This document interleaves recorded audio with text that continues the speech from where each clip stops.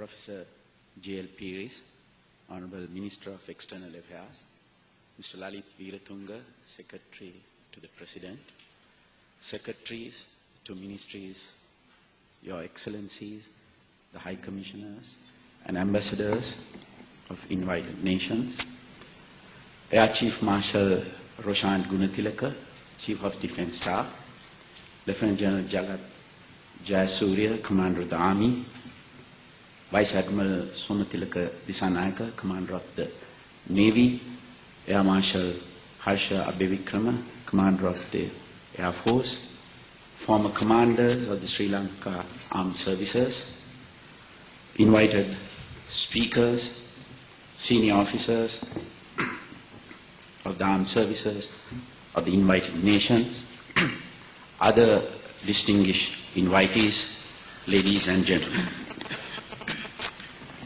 It's a pleasure and a privilege for me to address you at the opening ceremony of the seminar organized by the Sri Lanka Army, Defeating Terrorism, Sri Lankan Experience. In fact, this seminar was given an opportunity for the whole world to in fact question them on certain allegations made against us. In fact, it was an opportunity we have opened up for the whole world to learning the experiences from us, at the same time questioning us on these allegations. That's why we have opened up and we have invited all the nations. I think we have invited many nations to attend this seminar. On behalf of the government of Sri Lanka, I am particularly proud to welcome our distinguished foreign delegates and other invited guests. Sri Lanka's experience in overcoming terrorism is the theme of this seminar over the next few days. You will meet many of the field commanders involved in the operations who will be able to discuss the tactics used to achieve this victory.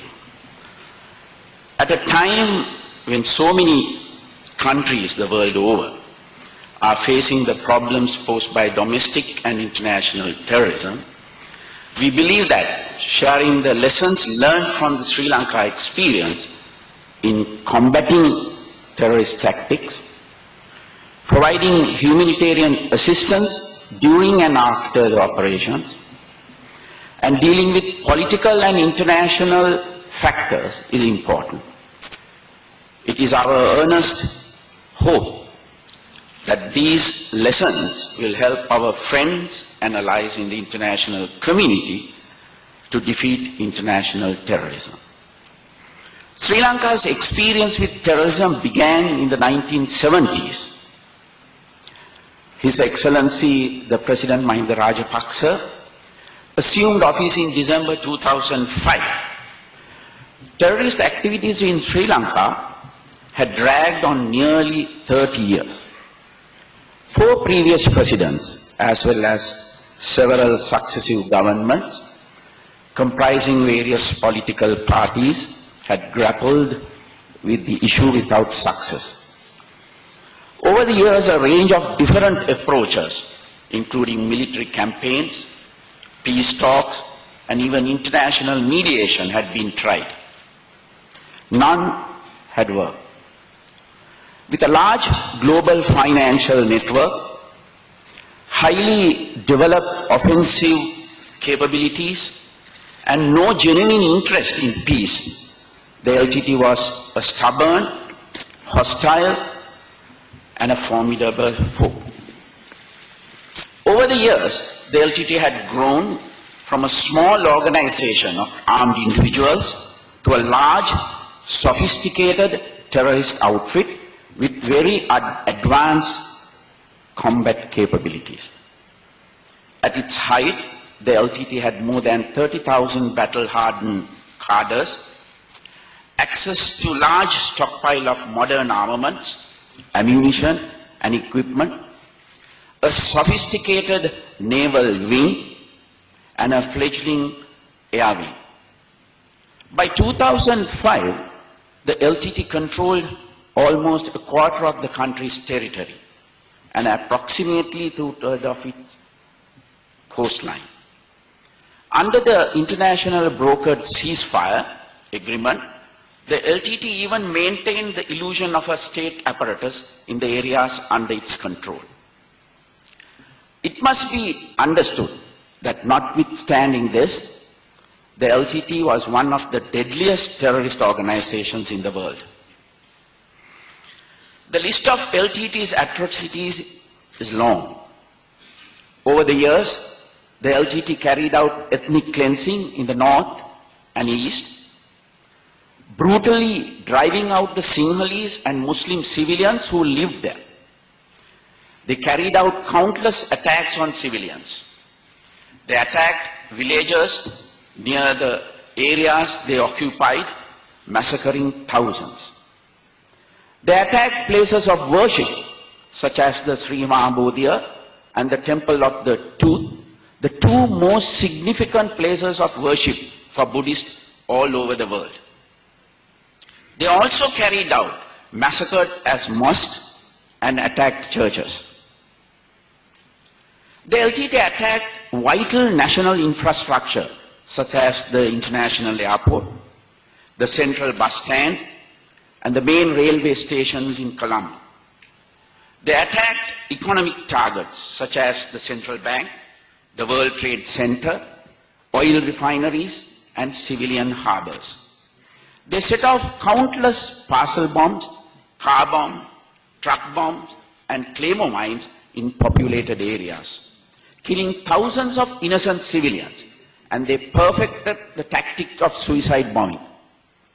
The LTT also carried out a vicious campaign of assassination against political targets, killing the President of Sri Lanka, the former Prime Minister of India, the Defense Minister, the Foreign Minister, several cabinet ministers, leaders of political parties, and large number of parliamentarians. These are all the hallmarks of brutal, ruthless, and unrestrained terrorist organization. The impact of the LTT's atrocities throughout Sri Lanka resulted in untold suffering for our entire population. In the areas outside the LTT's control, ordinary people's day-to-day lives were transformed by terrorism. Parents did not travel together in the same vehicle for fear of orphaning their children by getting caught in a bomb blast. Students' school attendance dropped every time rumors spread about impending terrorist attacks. Law and order deteriorated as terrorism fostered crime and corruption. The underworld became more powerful and its members gained access to arms and ammunition from the various armed groups operating in the country at large. In brief, an entire generation grew up under a veil of fear. There was a complete disruption to civilian life in the entire nation. In the areas under LTT's dominance, life was very much worse. The LTT were no freedom fighters on behalf of a beleaguered populace. On the contrary, they were a vicious group of terrorists that kept the people in the regions they dominated under a brutal dictatorship. The LTT did not tolerate any opposition. The LTT assassinated the leaders of the other armed groups in these areas and wiped out any group members who refused to support its cause. The LTT also assassinated moderate, democratic leaders and influential public intellectuals in the Tamil community and kept the people under the dominance trapped in a state of fear. For its part, the Sri Lankan government did everything it could to maintain the supply of necessary services such as electricity, water, healthcare, and education to the people in these areas. Unfortunately, the LTT did not allow these services to be properly used. As a result, while the rest of the country developed, the areas under the LTT stagnated. This stagnation was not only economic, but also socio-political. Although the LTT claimed to maintain a police force, judicial system, and other trappings of a state apparatus during the time the ceasefire agreement was enforced, these were feeble attempts to disguise a territory under gunpoint. No one in those areas was safe, no one was free. Rescuing the hundreds of thousands of innocent Sri Lankans suffering under the fist of the LTT's brutal fascism was a key priority of the President when he was elected by the people to office in 2005. He was given a very clear mandate by the people to solve the terrorist problem once and for all and win an honorable peace for Sri Lanka. As such, he invited the LTT for direct talks and attempted to restart the stalled negotiations. Typically, the LTT responded by intensifying their campaign of provocation. They blatantly violated the ceasefire agreement then in place. They attacked key military targets, including our highest ranked personnel, and continued attacking innocent civilians. The Claymore mine set off at Kapitigollava and other attacks at various locations all around the country killed hundreds of innocent children, women and men. The government bore these provocations with patience, but the final straw was when the LTT shut down the sluice gates at Mavilaru, a key irrigational canal for agriculture in the east. This inhumane act cut off water to thousands of acres of agricultural land as well as over 5,000 households and threatened a humanitarian disaster. The government could not allow this situation to worsen, and the government was forced to restore to a military operation to open the Mavilaru sluice gates. Over the years, there had been many attempts at militarily defeating the LTT, but none of these campaigns had met with lasting success. The most distinctive feature of the humanitarian operations launched in 2006 was the clear aim and commitment of the President to rescue the country from terrorism once and for all. Having a clear, unambiguous aim is absolutely vital, as no successful operation can be launched if any doubt lingers in the minds of the personnel entrusted to achieve it. In the past, the military had pushed forward with great success on many occasions, only to be prevented from consolidating these successes to a permanent victory due to external factors.